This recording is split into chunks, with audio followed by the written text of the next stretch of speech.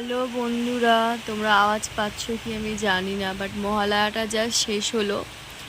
আর দেখো, ঝমঝম করে মুষলধারে বৃষ্টি। কি অবস্থা! কোথায় মহালয়ার দিন ভোর থেকে রোদে একদম, মানে কি বলবো, একদম ঝলমলে রোদ উঠবে তা নয়, এরকম ঝমঝম করে বৃষ্টি। পুজোর শুরুটা যদি এরকম হয়, তাহলে সারা পুজোটা এবং শেষটা কেমন হবে।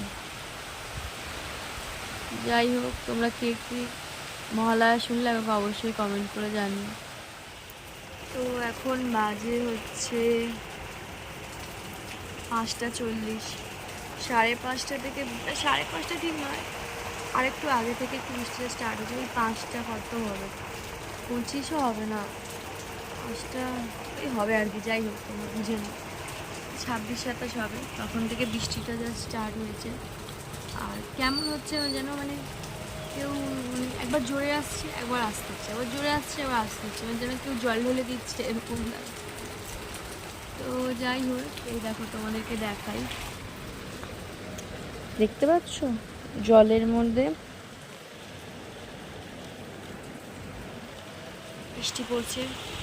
কারেন্টটা এসে গেছে, এই দেখো কারেন্ট এসে গেছে। বাট টিভিতে মহালয়াটা আমি এখন অবধি চালাইনি, আর ইচ্ছাও নেই চালানোর।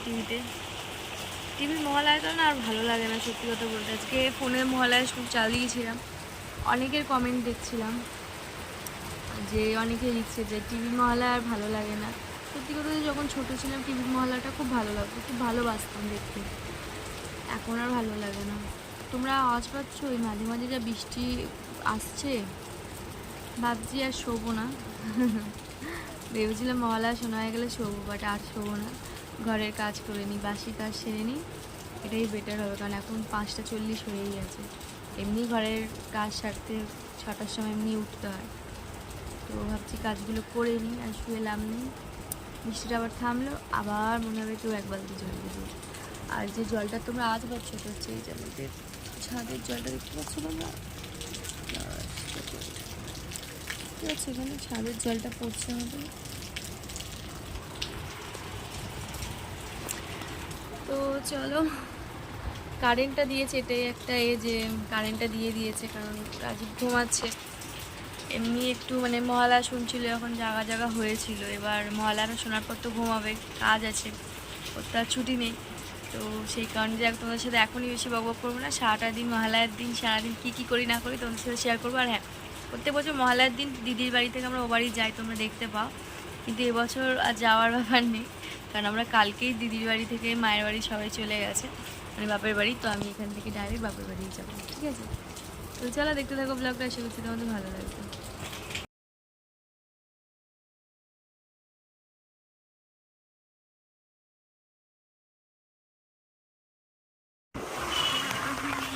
দিয়ে আসো, না বিয়ে দিয়ে আসো।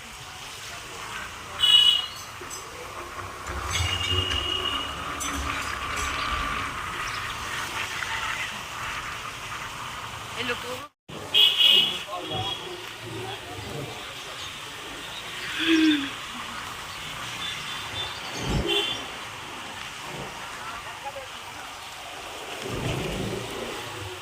দেখো, বাড়ি এসে গেছি, এই জাস্ট বাড়ি ঢুকলাম। আর এই যে এনার হয়েছে শরীরটা একটু খারাপ, কাশি হচ্ছে, তাই তো? এই দেখো, সর্দি বসে গেছে, কাশি হচ্ছে। পুজোর সময় এই ছেলেটার একটা না একটা কিছু হয়, সর্দি কাশি জ্বর। তো যাই হোক, কিছু করার নেই, বাচ্চা।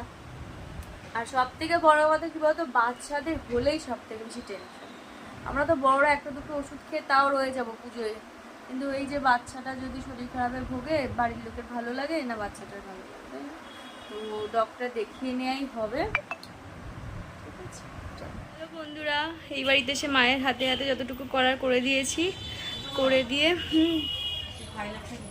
আমার ব্যাগে আছে, এখনই দেবো, একটু বড় দেবো, দাঁড়া দিচ্ছি। এতে নেই, ওই ক্যাবিনেটটা লালটা খুলে দেখ, রাজীবের সেকেন্ড যেখানে জামা আছে ওখানে একটা লাল রঙের ব্যাগ আছে, ওর ভেতরে আছে, নিয়ে এখানে বার করে দেবো, অনেক কিছু আছে, নাহলে পড়ে যাবে। তো মায়ের হাতে হাতে যা কাজ করার সব করে দিয়ে স্নান করে এই জাস্ট এলাম। এখন দিদি স্নান করতে যাবে, আর মাহি ওখানে খেলছে, তোমরা দেখতে পাবে কি? দেখতে পাবে না, তো ওখানে মাহি খেলছে, মাহির বন্ধু এসছে রাজা। এই কিছুদিন আগে পিসার দেশে যাওয়ার ব্লগটা তোমরা দেখেছিলে, উফ কি আওয়াজ এখানে। তো সেইখানে রাজাকে দেখেছিলে, তো সেই রাজা। পাহাড়ে চালিয়ে দে, চলো পরে কথা বলছে, খুব গরম হচ্ছে। তো স্নান টান করে না আমি একটু ঘুমিয়ে পড়েছিলাম, ভোর থেকে উঠেছি আর শোয়া হয়নি, তো ঘুমিয়ে পড়েছিলাম। এখন বেজেছি লাঞ্চ করতে, এখন কটা বাজে বলো তো? এখন বাজে 2টো।